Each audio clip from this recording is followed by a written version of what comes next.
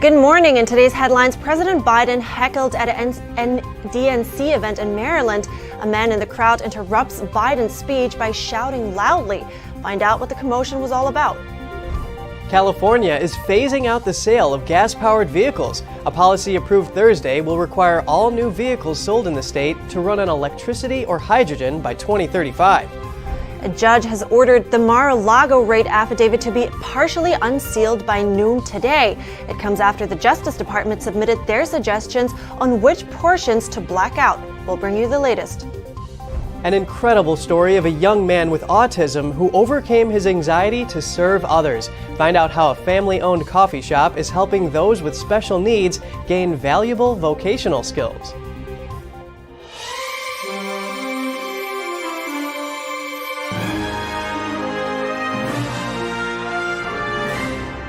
Good morning. Welcome to NTD. I'm Kevin Hogan. Good morning, and I'm Evelyn Lee. Happy Friday, everyone. It's the 26th of August, and we're starting today's program with President Biden. He spoke at the Democratic National Committee event in Rockville, Maryland on Thursday. He had some harsh words for MAGA Republicans. Biden compared their ideology to semi-fascism at a fundraiser earlier in the day. One member of the crowd took issue with the president's rhetoric. NTD's Jeremy Sandberg has more. President Biden was interrupted during his speech on Thursday. The politics of MAGA Republicans continues to be a drumbeat. But the man was yelling loudly, "You stole the election." The DNC rally was the kickoff event for Biden's Building a Better America tour. The White House is billing the tour as a way for Biden to promote the Inflation Reduction Act and highlight the contrast with Republicans' vision. He is looking to support Democratic candidates on the campaign trail in an effort to stop Republicans from taking control of Congress, calling on independent and Republican voters for help. Those of you who love this country, Democrats, independents, mainstream Republicans, we must be stronger, more determined, and more committed to saving America than the MAGA Republicans are destroying America. Biden raised around $1 million at a party fundraiser with about 100 DNC donors before the rally. While there, he accused MAGA Republicans of embracing violence and hatred, saying their philosophy was semi-fascism. Many political analysts are predicting Republicans will take control of the House of Representatives and possibly the Senate in the midterm elections. Jeremy Sandberg, NTD News. We're now a step closer to finding out what the raid on former President Trump's home was all about. A redacted version of the affidavit that the FBI used to get a search warrant is expected to be released today. NTD's Steve Lance reports. A federal judge has ordered to partially unseal the affidavit used to justify the Mar-a-Lago raid, which could reveal the factual basis leading to the FBI's search. It comes right after the Justice Department submits its proposal to redact the document, meeting a Thursday deadline set by the court. In his order to unseal, U.S. Magistrate Judge Bruce Reinhart writes that the DOJ has shown a compelling cause to seal portions of the affidavit because disclosure would reveal the identities of witnesses in the investigation's strategy. Reinhart adds that he finds the suggested redactions offer, quote, the least onerous alternative to sealing the entire affidavit. The DOJ now has a Friday noon deadline to file in the public docket a redacted version of the much sought-after document. Early this week, the Pentagon rejected for a second time a request from D.C. Mayor Muriel Bowser to send National Guardsmen to the nation's capital. The mayor wants help receiving migrants bused to the city from Texas and Arizona. Because of the Biden administration's border policy, Texas Governor Greg Abbott began busing migrants that illegally crossed the border to Washington, D.C., and then to New York City. Arizona Governor Doug Ducey followed suit. New York City has been accommodating the bused migrants in luxury hotels at an estimated annual cost to the city of over $300 million. That's according to the New York Post. A New York City councilman said the city may be able to get financial support from FEMA. And we're bringing in Jessica Vaughn. She's the director of policy studies for the Center for Immigration Studies in Washington, D.C. Good morning, Jessica. Good morning. So let's talk about Governor Greg Abbott's strategy for a moment. He says that he's sending migrants onto these buses so that Americans can understand what has been going on. So now, how well does the situation in DC and New York City reflect the situation in Texas? Well, the situation in New York City and Washington, D.C. is a much smaller scale than what people in Texas are encountering and putting up with, because Texas is getting about 10 times the number of the migrants that have arrived in New York and Washington. So it's much more intense there. Plus, the border communities are dealing with all of the chaos of the smugglers and car chases and other incidents, not to mention the tragedies and rescues that occur. But the governor of Abbott started doing this so that the rest of the country would have a taste of what they are trying to cope with. And because the cities like New York and Washington have actually enacted their own local policies that say they welcome as many refugees or migrants as possible. So Governor Abbott's giving them a little bit of what they wished for. Right, so the Pentagon just also denied Bowser's second request for assistance, like we just mentioned on the show. So what does it mean now for the city and, of course, the migrants that end up there? Well, this is pretty interesting. The DC mayor has, her complaints are really valid, but it's ironic that her own ally in the White House will not provide any assistance. And this is pretty standard of the attitude of the federal government right now, is that they have no intention of helping state and local governments cope with this influx. They expect state and local taxpayers to foot the bill and to come up with programs that will help the migrants. And really, it's ironic that Mayor Bowser asked for the National Guard. Instead of sending the National Guard to DC, they would be of much more help if they were sent to the border to prevent people from crossing to begin with. Right. So it's also straining resources. And DC actually, Mayor Bowser has said they've reached a tipping point weeks ago. So what do you think? Will we see solutions to this soon, or is this something that's going to be dragged out for the elections maybe? Well, in the short term, the DC government is simply going to have to step up, and they're going to have to accommodate the kids in school and housing and other services. But I don't think we're going to see any solution in the short term. If things change in terms of leadership in Washington next year, there may be some movement on this. But really, so far, we haven't seen that the Biden administration is at all interested in changing its policies. And under our system, it's really, there's no way anyone can make them change their policies. They're going to have to start to see a lot more pressure from other allies, political allies, before they do anything differently. Okay, so in that case, do we expect Abbott to keep this operation in the long term? And what would be the implications, for both in this case, like for migrants that are already met with too little resources, and of course the cities that have reached a tipping point? I think Texas and Arizona will keep this up because the citizens of Texas are really fed up with this. When the school year starts and the schools start to experience this influx of new families and kids, that's going to create more pressure on state and local leaders to try to do something about it, to complain to Washington. But Texas doesn't want to be shouldering this entire burden, so they're going to try to spread this around the country. And I think other state and local governments are going to start to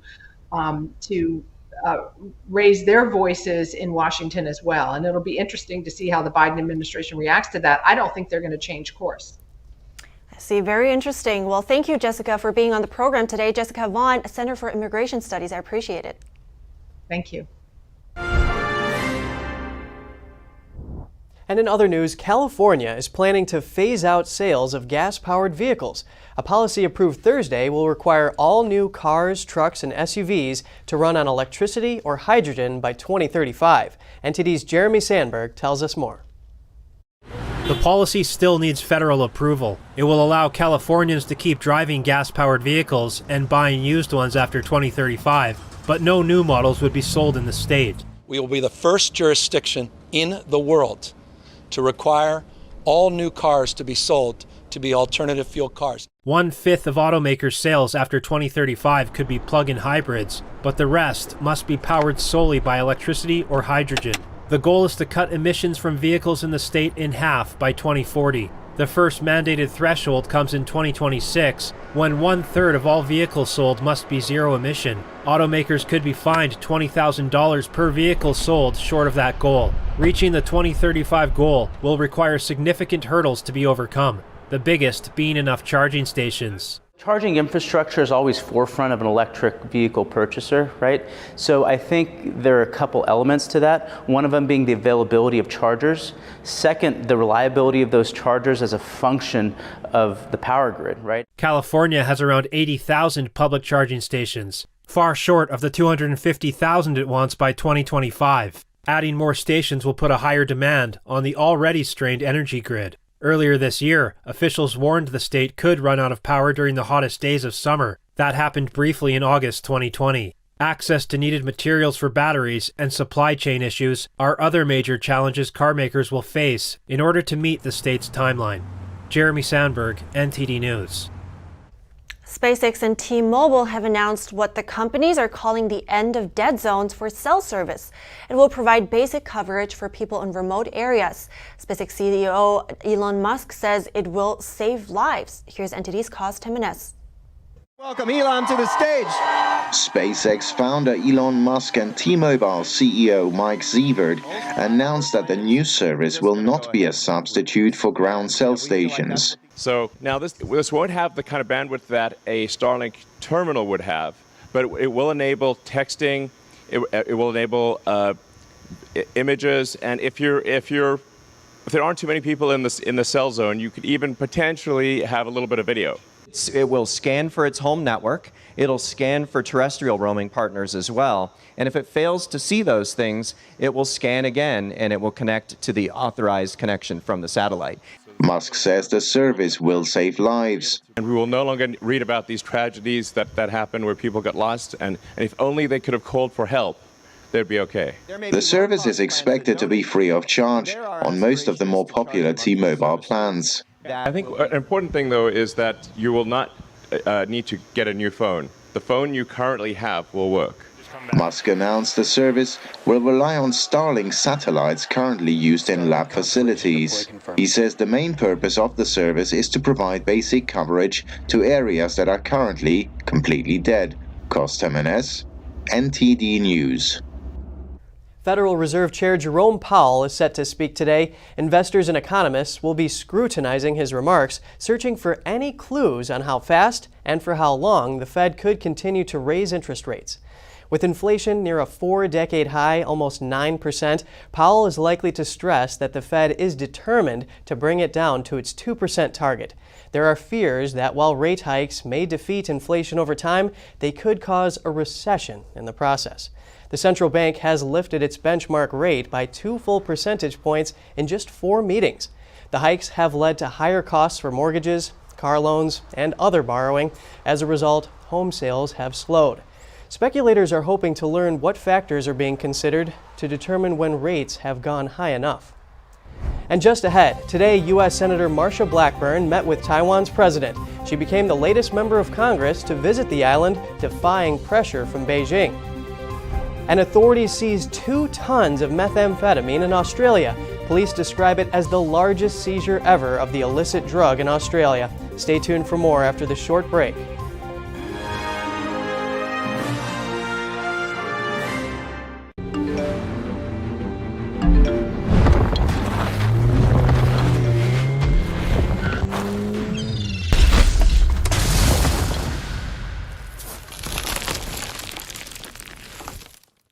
It's all good, baby. Is it really all good? If you love me enough to routinely test your handyman skills, not to mention the strength of your marriage, then of course you'll visit nhtsa.gov/therightseat to make sure I'm in the right car seat. Navigating a world of economic madness, you need to have the right guide. What do today's decisions mean for your tomorrow? We ask why. What's the alternative? Uncover the deeper reasons and the hidden influences, and highlight the real opportunities for profit.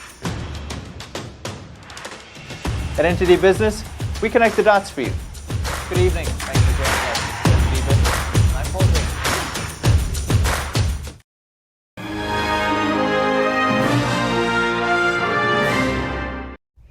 Welcome back. On Thursday, U.S. Senator Marsha Blackburn became the latest U.S. official to visit Taiwan. Together with the recent visit of Indiana's governor, U.S. politicians are calling their visits a show of support for the island, defying pressure from Beijing. Senator Blackburn sent a message to Beijing saying, "We will not be bullied," in a tweet this morning, adding that the U.S. will not tolerate efforts to undermine our nation and our allies. In today's meeting with Taiwan's president, Blackburn underscored the importance of economic links, especially in the semiconductor sector. The senator also reaffirmed shared values between the two governments. We look forward to continuing to help and support Taiwan as they push forward as an independent nation. During her 3-day visit, Blackburn is also scheduled to meet with the head of Taiwan's National Security Council. Australian authorities have seized approximately 2 tons of methamphetamine. Police describe it as the largest ever seizure of the illicit drug in Australia. The meth was hidden in marble tiles shipped from the Middle East to Sydney. 3 men were arrested after over 1,500 pounds of the drug were found early this month, hidden in 24 containers that arrived at Port Botany. Authorities seized another 2,300 pounds of meth found in 19 containers that arrived at the same port last week. The drugs were hidden in the same way and were all shipped from the United Arab Emirates. Police estimate the meth's street value at over $1 billion. One official describes the quantity of meth as staggering. The 3 men arrested face potential life sentences in prison if convicted of drug trafficking. They have appeared in court and have been refused bail. It is a message for the organised crime, and for the organised crime to think of the audacity of them to think that they can bring through such a large quantity without detection by the law enforcement authorities. And the capability that this syndicate has demonstrated to us in terms of volume and size is enormous. I think we are all better off for these arrests and these seizures, and certainly our communities are much better off for these seizures. Australia's previous record meth haul was around 1,800 tons, and the drugs were hidden, probably pounds. The drugs were hidden in speakers and shipped to Melbourne from Bangkok in April 2019. And in other news, Russian-held nuclear power plant in Zaporizhia, Ukraine had to resort to backup power for the first time. Fire damage temporarily caused a cut in the last of the 4 power lines supplying electricity to the plant, reducing its defenses against a meltdown. Here's more. Inspectors from the UN nuclear watchdog could arrive at the Russian-held Zaporizhia nuclear power plant in Ukraine in the coming days, and they say it is urgent that they access and inspect the facility. Highlighting the risks to the plant, the last of 4 regular power lines supplying the site was briefly cut on Thursday, meaning the plant had to resort to backup power for the first time and thinning its defenses against a potentially catastrophic meltdown. Russia, which invaded Ukraine in February, captured the Zaporizhia plant in March, but Ukrainian technicians have kept it operating under the orders of Russian forces. It is the largest nuclear plant in Europe. Russia and Ukraine have accused each other of shelling the site, fueling fears of a nuclear disaster. Nuclear experts have warned of the risk of an accident at the plant's spent nuclear fuel pools or its reactors.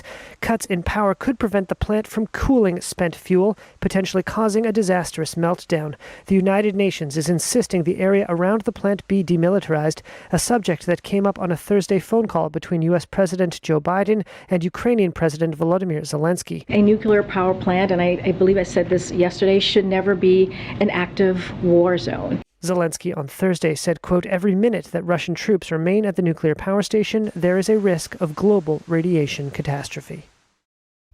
And on a slightly lighter note, Champagne grave pickers have had to start the harvest earlier this year. A hot, dry summer is forcing makers of the French sparkling wine to rethink how they make the coveted bubbly. High temperatures and the worst drought on record have caused massive wildfires and led to restrictions on water usage across France.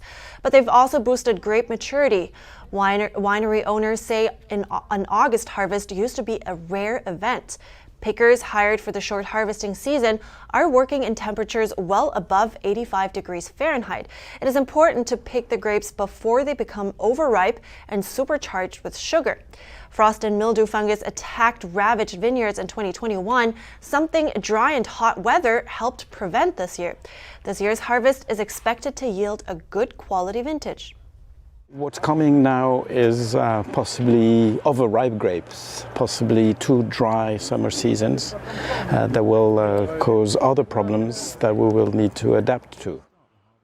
And coming up, a family-owned coffee shop is helping those with special needs gain valuable vocational skills. We'll share that incredible story after a short break.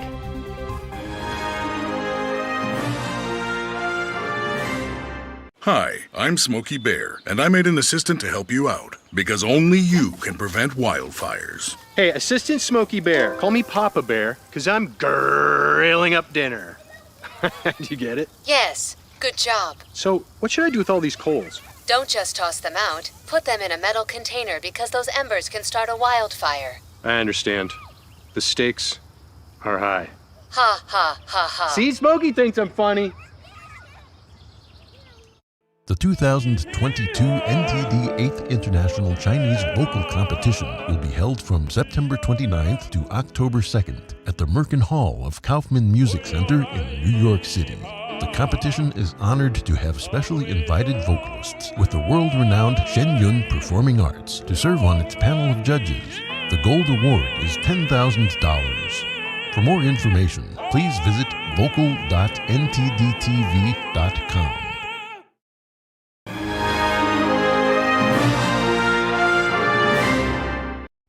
Welcome back. Receiving a job opportunity can be life-changing for someone with special needs. One outstanding example is barista Jake in Pennsylvania, a young man with autism and ADHD. The coffee enthusiast is now encouraging others with special needs to join the workforce while spreading joy in his community at the same time. Here's NTD's Flinders Kingsley with the story. Jake's Baristas sells great coffee, but the family-owned and operated business is doing much more than that with their daily grind. They also help those with special needs gain valuable vocational skills by running an inclusive internship program. I just like working with my interns. My mom's a really great at helping me out. I just really like it. It's been a passion. Through his love of coffee, Jake has overcome much of his social anxiety. He's now shining in his customer service role. It's changed him completely. He continually struggled with his anxiety, and now he's engaging. He has organic conversations with people. He has chit-chat. He'll ask you questions. He never would do any of that before. Everything was very scripted. Tremendous.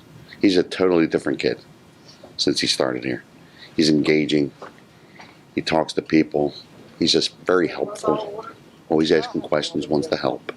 He has found a purpose for himself, and that's all we ever wanted. Jake says the experience has changed him for the better.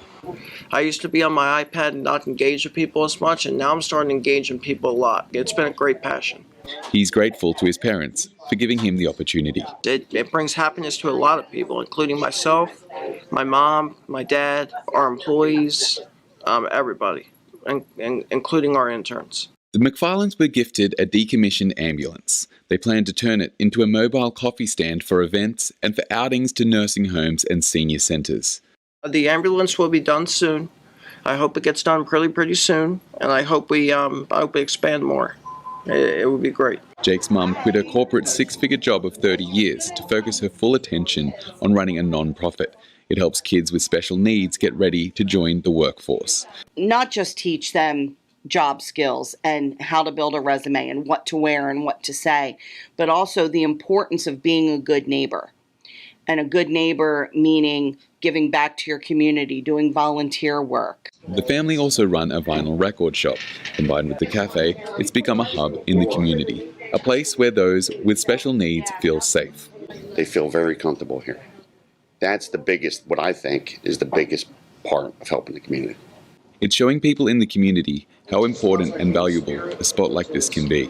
Not put people in boxes and think that this is all they can do and this is all they're ever going to do.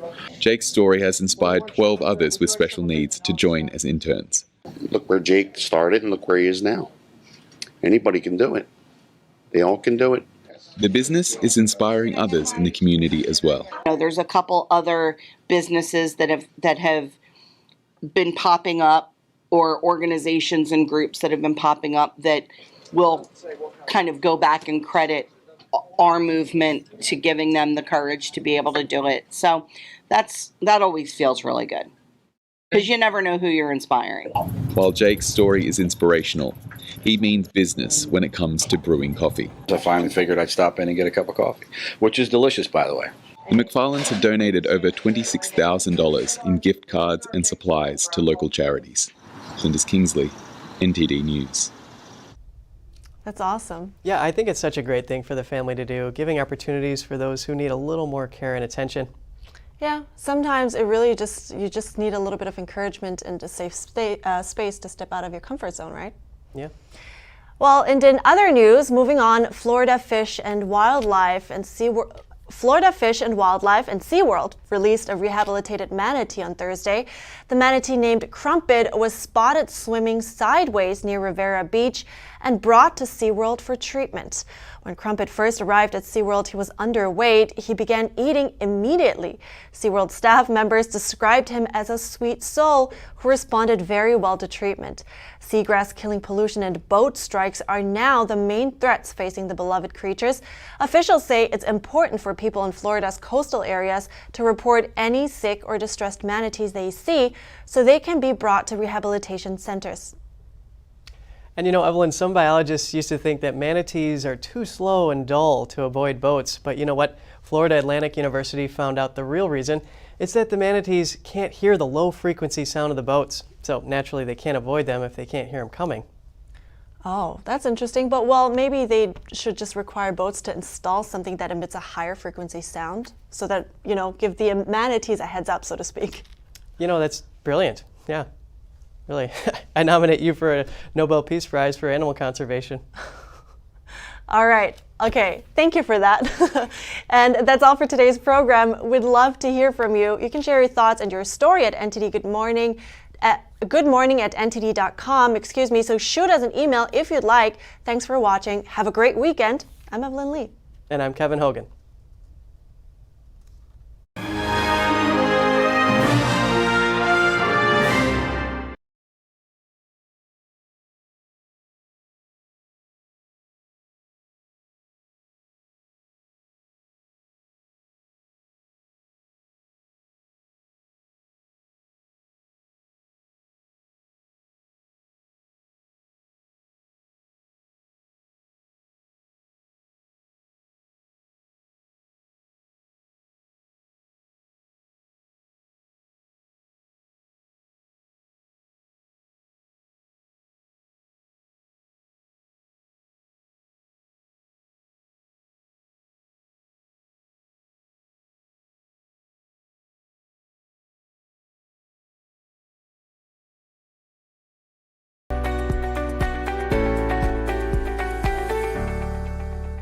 Thanks for watching us on YouTube. Did you know YouTube only keeps selective videos on its platform? So if you want to make sure you get the full picture, just subscribe to our newsletter.